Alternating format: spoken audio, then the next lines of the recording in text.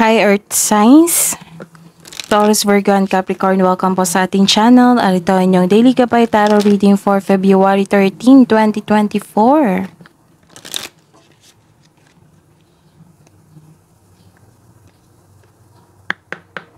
Please be reminded that this is channel reading po. Sa maaari kayo makarelate o hindi, just take what resonates. Gamitin ang reading na ito bilang gabay lamang.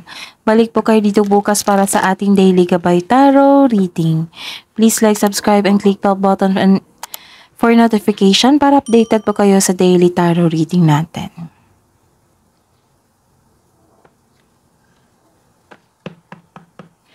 Para po sa gusto magpa-reading, maaari nyo pong makuhang link na sa description box po ito. Message nyo lang po ako sa Messenger.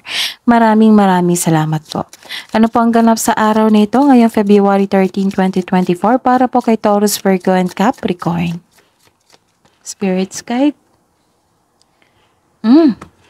Nasa weekly nyo rin to eh. So check nyo yung weekly reading nyo po. Taurus, Virgo, and Capricorn. May celebration akong nakita dito. Social gathering, meeting, reunion, basta po kasiyahan, party, crowded po ito. Ano po ang ganap sa araw na ito ngayong February 13, 2024 para po kay Taurus, Virgo, and Capricorn? Okay, may ending with new beginning dito.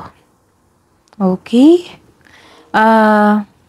Ingatan lang inyong kalusugan, ha?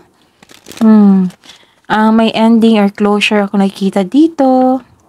May concern kayo sa katigasan ng ulo or stricto. May ganap din na letting go dito or nahihirapan kayo. Ano po ang ganap sa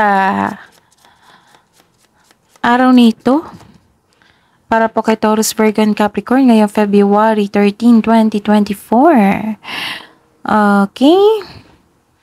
This is protection eh. This is power, strength, and authority and protection po. May nakita kong big business dito. Nag-uusap kayo ng yung boss. Pwede. Tapos kausap nyo yung isang mother figure na tao. Pwede din kayo ha. May concern kayo sa inyong excess weight na gusto nyo na mag-diet. Ganon. Pwede din kausap nyo yung parents nyo ngayon. Love message.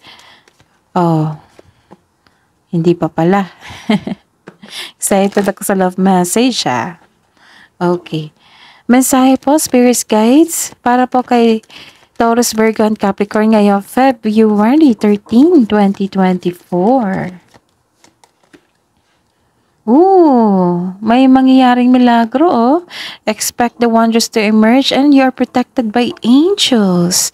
You are cherished by the angels. Sabi po dito.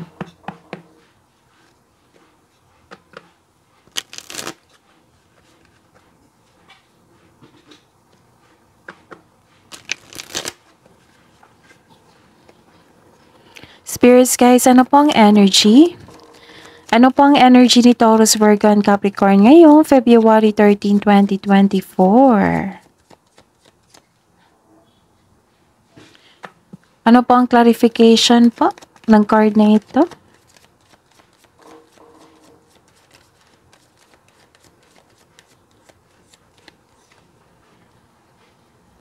Career and money. Career and money po. Ni Taurus, Virgo, and Capricorn ngayong February 13, 2024.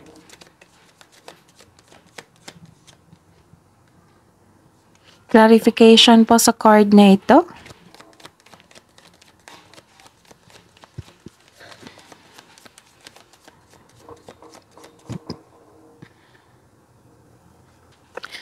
Love and romance, self-love, partnership, and romance. Okay. Ngayong February 13, 2024, para po kay Taurus, Virgo, and Capricorn. Clarification po sa card na ito.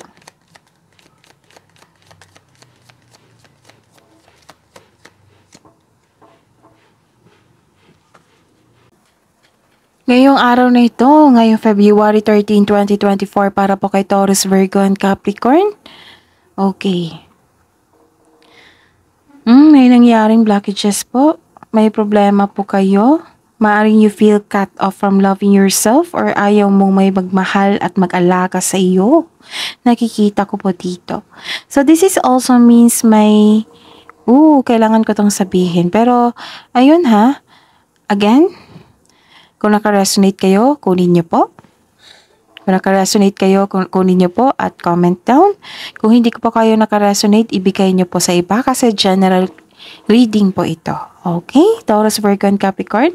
Kailangan ko itong sabihin kasi lumabas po dito eh. Baka may kakilala kayo, baka hindi ito sa inyo. So this is also means na may nakunan or hindi na inalagaan yung sarili. And the clarification po. Okay, so this is may kaaway. Kaya mag-ingat. May sitwasyon na hindi kaya pero laban pa rin. Nagkaroon ng delay at blockages. Ilan sa inyo ngayon nagkaroon ng pagkabalisa or pagpapahiya.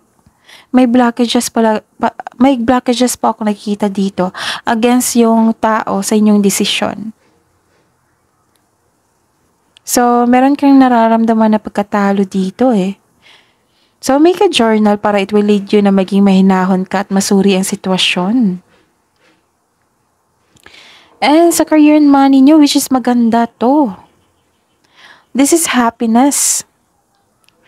May success at achievement na parating or dumating na, may parating na blessings na it will lead you to happiness.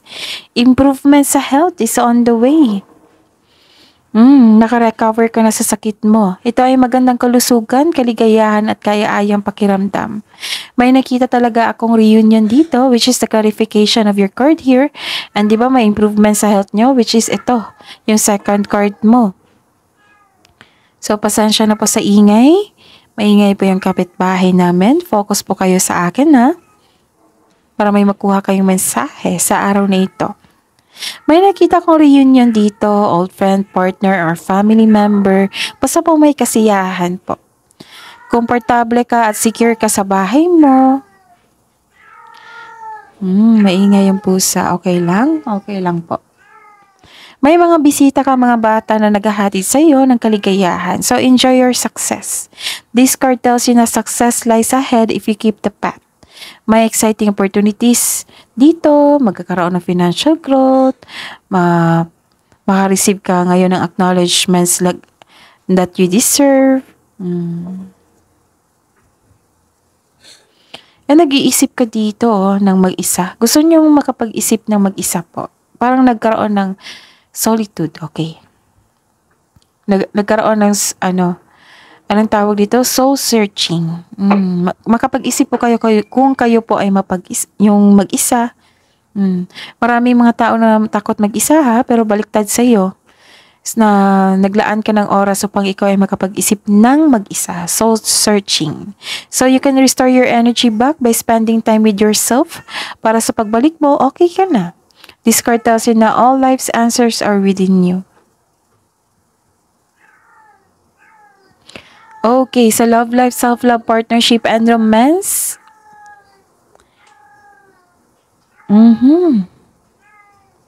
Para sa mga single dyan, makaranas ka ng hirap sa pagtanggap ng bagong tao sa buhay mo. Gusto mo nang pumasok sa bagong relasyon pero guarded po kayo. Try to fix and forgive yourself first bago tumanggap ng relasyon upang sa kayo ay magaan ang iyong pakiramdam at isipan para harapin ang bagong yugto ng iyong buhay pag-ibig. Para sa mga may relasyon dyan sa buhay mag-asawa, mahabang pasensya nyo sa inyong kapareha, nakaramdam ka ng pagod pero ayaw nyong sumuko. Sumukang maglaan ng oras para magkaroon ng conversation po. Kailangan ng tamang komunikasyon dito. Tapos, nagkaroon ng moving on dito, silver linings, nagkaroon ng hope. Naka-move on ka na sa mga pangyayari.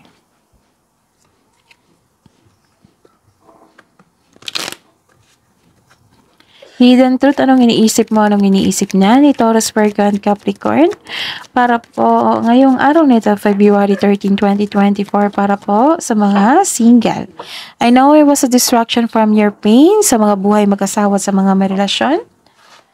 You and I were too young.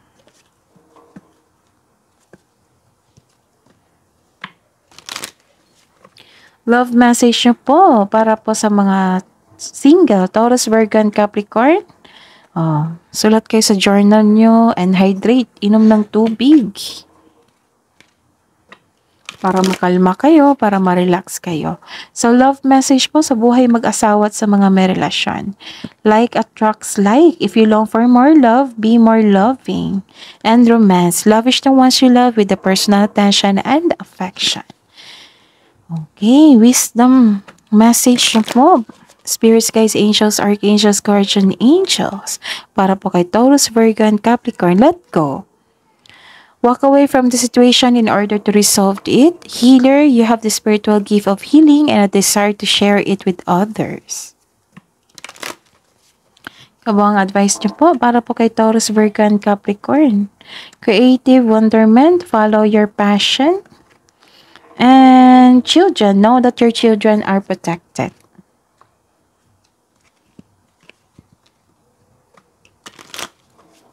Spirits, guides, angels, archangels, guardian angels, para po kay Taurus, Virgo, and Capricorn, ngayong February 13, 2024.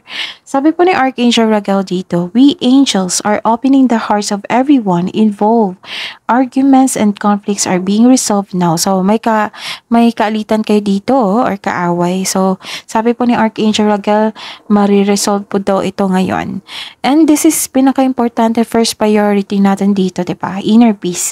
Sabi po ni Archangel Chamuel, peace comes from remembering that only love is real. That is your reading, Taurus, Virgo, and Capricorn, ngayong February 13, 2024. Please like, subscribe, and click bell button for notification para updated po kayo sa daily tarot reading natin. Maraming salamat po.